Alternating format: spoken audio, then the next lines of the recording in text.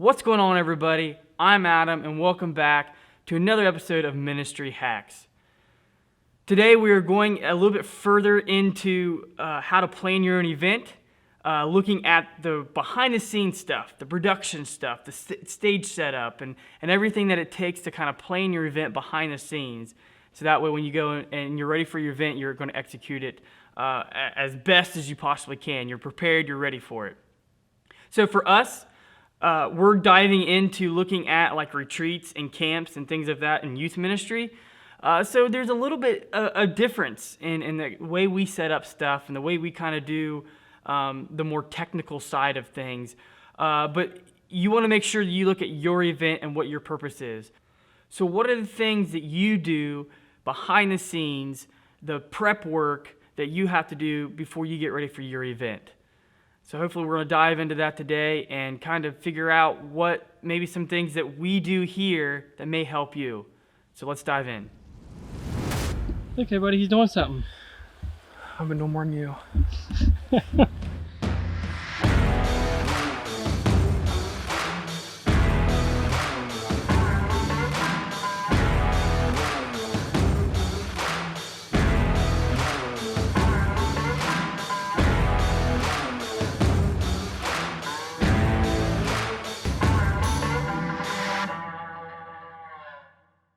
Okay, so for us, we do a lot of youth ministry events.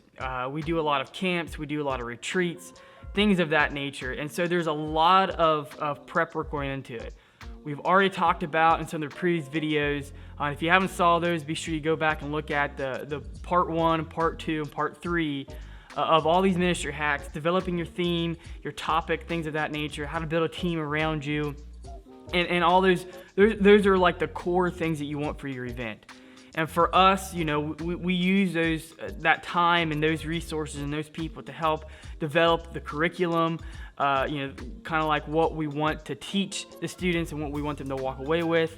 And everybody on the team have those different strengths to be able to do those different type of jobs within that event. And part of that is going into what we're doing today, where there's a lot of people on our team that are really skilled and talented in all the production and AVL side. Because for us, we do things with music. We work with worship bands, and so we do presentation stuff, whether it's for the lyrics on screens or even for speakers that we have come in. They have PowerPoints or scriptures they want to put up there. All these different things. We have people that work behind the scenes to get all that stuff set up and prepped, and then of course actually setting it all up before the event happens. And so a lot of that is for us, works for us. We've worked on it, we've tweaked it a little bit, we've always tried to get that 1% better at these different things to be able to, make sure that the environment is there that we want, that we're trying to really generate this comfort, this very good, solid environment for all of our students to enjoy and to get something out of it, to really get the most potential out of that event as possible. So I want to go through some of the few things that we really focus on and we work on behind the scenes on the production and the stage setup and things of that nature that help us make our event, take it to the next level. So we look at our lights, and we have been blessed with an individual who just has a passion for audio, video, and lighting. Well, not so much the video side of it. He leaves that video side to me a lot. But he loves lighting, he loves the audio side of it, and he has poured in a lot of personal time, energy, and even money into developing all this gear for these things. And so the lighting is something that we look for, and the one thing that we look for in our event, on our specific events, is to make sure that does not exceed what we are trying to accomplish as far as the other stuff. For us, retreats and camps, the message is the most important thing, making sure that they understand the message that we're trying to deliver, and understanding of it is top priority. And so we never want anything like lights to distract from that main purpose. And so we're very intentional on looking at our lighting and anything on the stage or production side of it to where it doesn't overshadow the message that we're trying to deliver. And so we work really diligently on our lighting stuff to make sure that the lighting isn't too flashy, too showy, too concert style feeling, but also it adds a cool element to it. And so everything that we do, everything that this individual even purchases out of his own pocket, you know, we could get a bigger budget and go bigger and better and fancier, but that's not our goal. We buy things to suit for specific purposes to make sure that our message and the environment that we have is well suited for what we want. And so we slowly upgrade lighting gear, we slowly upgrade, and a lot of this stuff too, you know, especially some of the other productional side stuff and things we set up. For me, I look for multiple uses. Not only does it look good and the functionality of it, but I like it for the simplicity of it, to where when we go and set up, everything is really smooth. Because, you know, for us, we're on the fly and setting things up. We're driving to a different location to set things up, so we got to set things up in a hurry. And so we want things to be smooth, convenient. And over the years, trying to develop, not only having to spend a little bit more money on nicer equipment, not just for the quality that it puts out, but also the convenience it does to be able to hook things up or to flow and utilize it very quickly.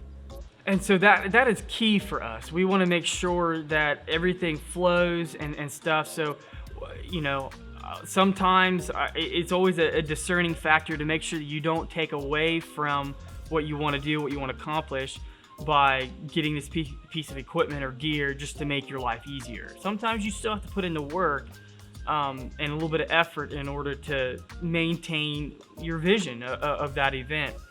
And so our lighting, you know, it varies from time to time, and a lot of times each event we try to do something a little bit different to mix it up a little bit, to keep it interesting, but also make sure not to draw away from the importance of the event. You know, audio, we've upgraded our audio over the years just for convenience. That's really nicer, to get nicer equipment to help us, you know, provide that better sounding event, whether we have the praise band up or we have speakers. You know, there's a lot of horror stories where we've gone in there and guest speaker steps up, picks up the mic and starts going, and then it just cuts out. And that microphone has not cut out the entire time, except for that one moment. So, you know what I mean? Things like that, you don't want to, because that can distract or take away from what the event is, what you're trying to do at that time. And so, you know, we upgrade the audio and things of that nature. And as I go through this, as I talk about these things, I'm not going in great depth, because each one of these elements can really be its own tutorial on its own. I mean, there's so much you can go into it, so much you can go deeper into it. And so, you know, hey, if comment below if there's an area that I talk about or I'm about to talk about that you would like to know more about, what we do. Now, what we do is different than everybody else, and it may not be the same, or we could do things better. Hey, and that's fine. This is just kind of how we do things and what we utilize, and we're always looking to grow and change. So comment below if any one of these areas you want expanded upon, and I can make a video kind of really focusing in on that. And so going into like the video side of it, you know, this kind of ties into video and like presentation.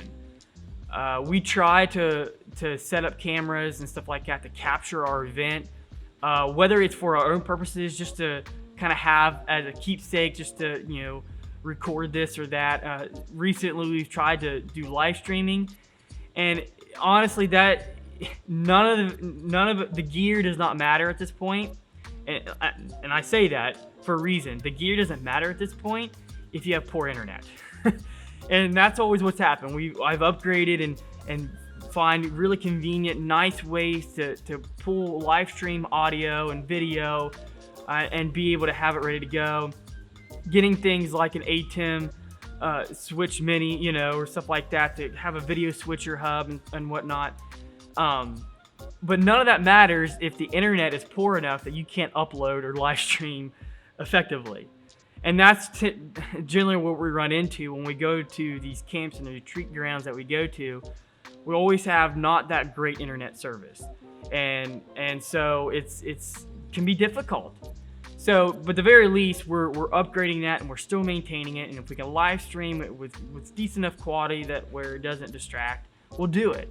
If not, we definitely hit the record button, and we have it, and we can upload it later, or we have it for ourselves, and that we want to utilize it later on for something. Because there's always moments where we want to look back. Well, how did we do that stage setup again, or who spoke at this retreat or this camp, or what about that drama? We always do this acting skit drama stuff we always do.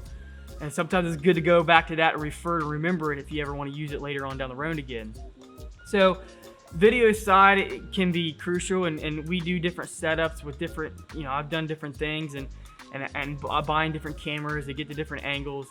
And so, that can be crucial. The gear is important, but it doesn't do any good if you try to want to live stream and your internet's poor. So, you can try to get that as much as you can, and just make sure you hit that record button. I've also used, he's a former student of mine, and he went off to college and kind of dove into this major of videoing and stuff like that. And so sometimes I've had him he just designated to take video or pictures for that event. And then later on we can put a video together, or, just have all that after the fact. And so having an individual kind of going around taking video is crucial too. On top of setting a stationary camera up on your main stage and hitting record or live streaming that way. Going into the next part of it is that presentation side.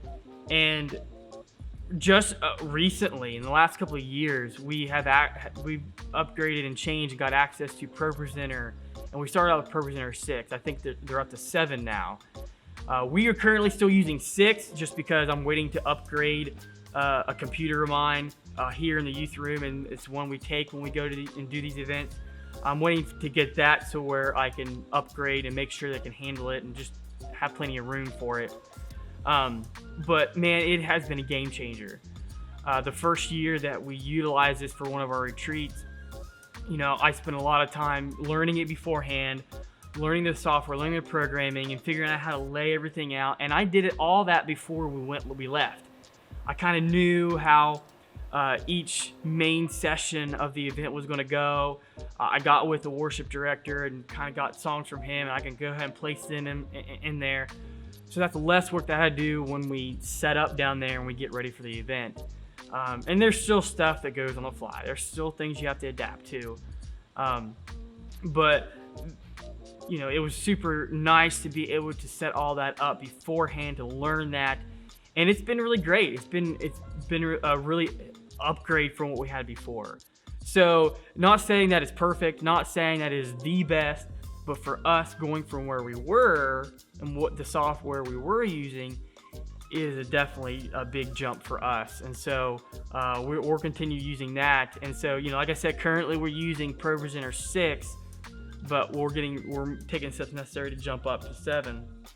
And so that has really helped. And, there's things in that presentation where it really helps hone in, because just like I've talked before, we look at everything that we do to saturate with our topic or our theme. The message we want to deliver to these students, we want them to walk away with. Everything that we do for that event, we want it saturated with that. And so, songs picked for the worship set at that time, or of course the speakers and the scriptures used for them, all goes in with that as well. And then also the little transition videos, little bumper videos we play. I look for things that match our theme, that go with it, that can add to as another element to really get that message across, and that presentation can really help with that. And so we usually do a couple of different videos like that throughout to kind of help transition. Not only does that help for people get set in place in the praise band and whatnot to kind of prep for the next thing coming up, but once again, it's being able to really push that theme, that topic, and help with getting that main goal across to the students so they leave home with what you want them to. And with that the way we set that up, like our screens, that just changed over the years. The last couple of times we've done it, you know, I've done 3 screens, a big one in the center and the back behind everybody, and then 2 smaller screens up front. They all tie into this. And ProPresenter 7 has definitely made some really, you know, advancements and improvements on your stage displaying all that stuff. So that's, I mean, once again, this is a whole nother video or series of videos to dive into ProPresenter, and there's a lot of other YouTube videos out there you can look at to dive into the features of ProPresenter that are all great and helpful. It's what I used to help learn and understand this software. But you know, it's just so neat to utilize that and have that flexibility to set the stage up the different ways according to your theme, according to what you want to do, to fit your overall message. So the key thing I want to make sure that you also keep in mind is develop all this behind the scenes stuff, the lights, the audio, the video. You don't have to do what we do. You don't have to buy what we have. You can look for ideas out there for different things, but you want to make sure you develop all these things according to your purpose. You want to make sure that whatever you do behind the scenes, whatever technology you use, whatever it may be, you want it to use it according to your purpose for your event. And you know, the things that I talk about and show are for our specific purpose and for our specific events. And they may not help you at all, or they may not fit to your purpose, and that's fine. These are just some, you know, dog ears, you know, kind of to mark off, you know, to kind of give you some thoughts or give you some ideas, or maybe put you on the right track to something that you're looking for and you didn't know what you're looking for. Oh, hey, that might help. And so you always want to develop these things according to your purpose. Don't do something just because it looks cool. Don't go and do this just because, you know, it was free to you or something like that. It may not work for you. Always develop these behind the scenes stuff or this technology stuff or production stuff or stage setup stuff. Do all that according to what's going to fit your event and your purpose and your overall vision for that event. You don't want to overstep that because that's going to really take away from everything. So if this has been beneficial to you at all, make sure you hit that like button. And if you haven't subscribed yet, please do so now. And like I said earlier, comment below if you want to expand on any of these different topics of what we do. I'll do videos and we can expand on it as well. And so, you know, because there's so much to cover, so much to show, and we want to make sure that, you know, hey, this is Ministry Hacks. We want to be able to find the best way to really push ministry, really be able to do that ministry as effectively as we possibly can, that can impact and influence as many people as possible. So we'll see you in the next video. Take care.